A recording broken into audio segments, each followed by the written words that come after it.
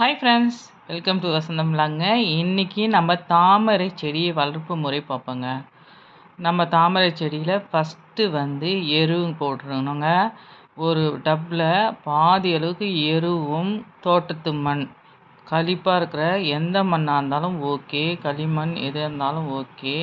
நான் ஏற்கனவே இருந்த பழைய தொட்டியில் வச்சுட்டு அது சரியாக வளரலைங்க. நான் முதல்ல வாங்கின தாமரை செடி சூப்பராக ஒரே மாதத்தில் மொட்டு வச்சிச்சு. அதனால் செகண்ட் டைம் நான் பழைய தொட்டிலே வச்சதுனால இப்போ நான் அதை எடுத்துட்டு, இதுதான் நடந்த உண்மை.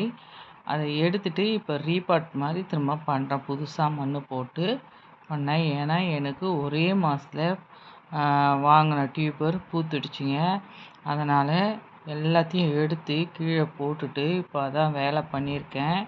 பழசெல்லாம் எடுத்துட்டு இப்போ ரீபாட் பண்ணுறேன். அழகாக இப்போ இந்த டியூபரை நீங்கள் எடுத்து இந்த மாதிரி மண்ணை போட்டுட்டு அதில் இருக்கிற கல்லுலாம் எடுத்துடுங்க. ஏன்னா களிப்பு மண்ணாக இருக்கிறதுனால அதை உடைக்க முடியல. மண் போட்ட உடனே தான் நம்மளுக்கு தண்ணி ஊற்றினோடனே அது கரெக்டாக உடையும். இந்த டியூபர் நல்லா பெருசாக ஹெல்த்தியாக தாங்க கொடுத்தாரு. சூப்பராக இருந்தது. அது நான் அந்த பழைய மண்ணிலேயே வச்சதுனால அந்த மாதிரி ஆயிடுச்சு. பழைய மண்ணுன்றேன், பழைய தொட்டி. இந்த தொட்டிலேயே ஏற்கனவே இருந்ததுலேயே வச்சுட்டேன். ஒரு வருஷமாக இருந்தது. அப்புறம் அது வரல, சரியான வளர்ச்சி இல்லை. இப்போ அதை எல்லாத்தையும் எடுத்துகிட்டு இப்போ புதுசாக கொட்டி மண்ணை வச்சுருக்கேன்.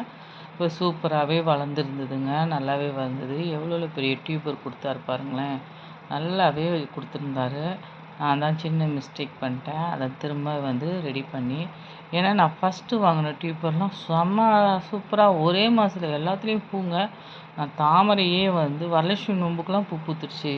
ஒரு 5 பூ நான் தாமரை மாடி தோட்டத்துலேயே அறுத்து நல்லா பெருசாக. இதை கடைசியாக வீடியோ வரும்போது கண்டிப்பாக நான் என்னென்ன பூக்கள் பூத்துருக்குது, என்னென்ன அறுவடை எடுத்துருக்குன்றதை காட்டுறேங்க.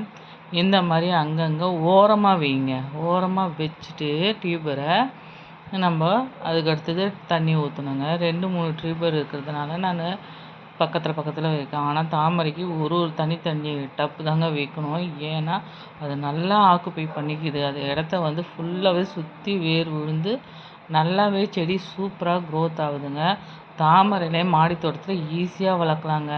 ரொம்ப ஈஸி, நல்லாவே வருது.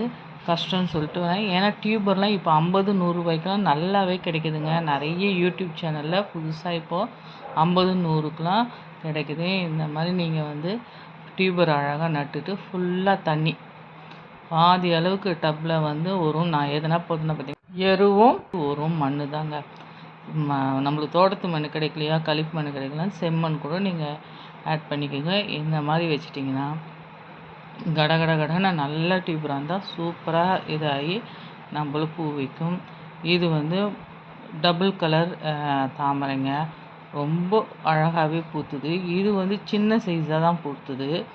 அதுக்கு முன்னாடி ஒன்று பூத்துதுங்க, நல்லா பெருசு, ரொம்ப அழகாக பூத்துது.